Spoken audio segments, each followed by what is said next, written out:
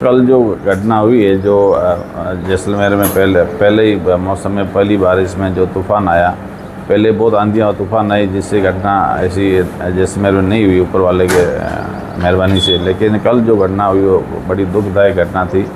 उसके बाद में 2 पोते और एक दादाजी को चोट लगी थी, जिसमें दोनों जो बच्चे हैं उनको रेफ़र जोधपुर किया। वो दोनों अभी ठीक है, एक वापस भी आ गए हैं। और कहीं न कहीं एक उनके जो साथ में दादाजी थे, जो सोलर प्लेट्स अपने बच्चों को बचाने के लिए जो उन्होंने की, उनसे उनके सिर पे ज़्यादा चोट लगने से कहीं न कहीं उनको जो चोटें लगी और कहीं दुख हुए समाचार जो मिला, तो रात को उन्हें रेफ़र ज़रूर किया, लेकिन वापस जैसलमेर मोर्चरी रखा गया। आज सुबह उनका पोस्टमार्टम हो गया।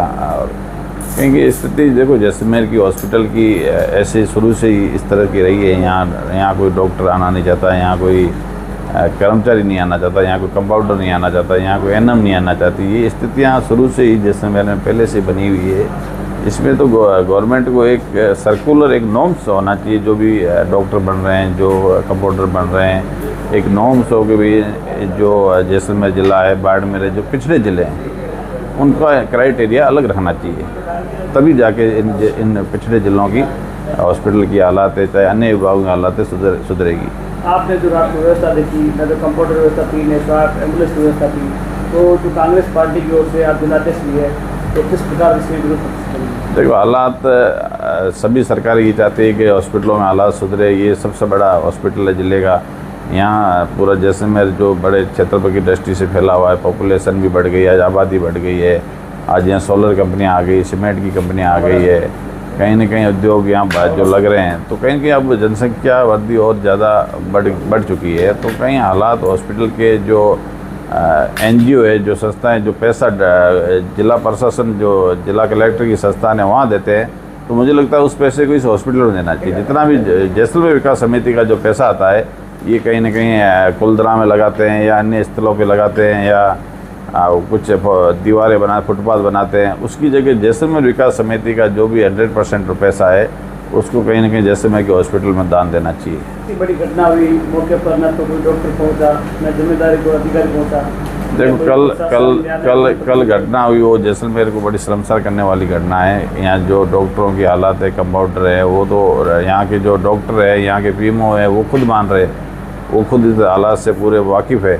वो तो मुझे कह रहे हैं कि जो हालात है, मैं इसमें कुछ कर नहीं पा रहा हूँ, क्योंकि उनकी आगे सुनवाई नहीं है। यहाँ का चिकित्सा मंत्री ही प्रभारी है, तो कहीं न कहीं उनको जैसलमेर जब भी दौरा बने तो मीडिया भी उन्हें ये सवाल पूछे, और उनको भी प्रशासन को एक चिकित्सा कमेटी बनाकर जैसलमेर की हॉस्पिटल के ऊपर और ज़्यादा ध्यान देना चाहिए। मानसून बारिश स्टार्ट है, आमजन से क्या अपील? आमजन से मेरा ये रहेगा कि अभी जो तूफ़ानों का दौर है, जो गवर्नमेंट मौसम विभाग अलर्ट करता है, तो आप लोग किसी भी आपदा में वगैरह में खुद सक्षम रहें, किसी के भरोसे न रहें, क्योंकि प्रशासन कुछ नहीं कर पाता है। आपदा विभाग इनका ज़रूर है, लेकिन जैसलमेर में तूफ़ान आज की तारीख, पिछले आप मैंने देखा होगा कि रामगढ़ में सब इलाकों में तूफ़ान आए, कहीं रिजोर्टों में दीवारें गिरी, उससे भी कई लोगों की मृत्यु हुई, लेकिन उसके बाद कोई एक्शन नहीं हुआ है। जब भी कोई घटना होती है, अगर उसका एक्शन नहीं होगा तो उसका कभी भी रिएक्शन नहीं होगा, लोग उस चीज़ से डरेंगे नहीं, घबराएंगे नहीं।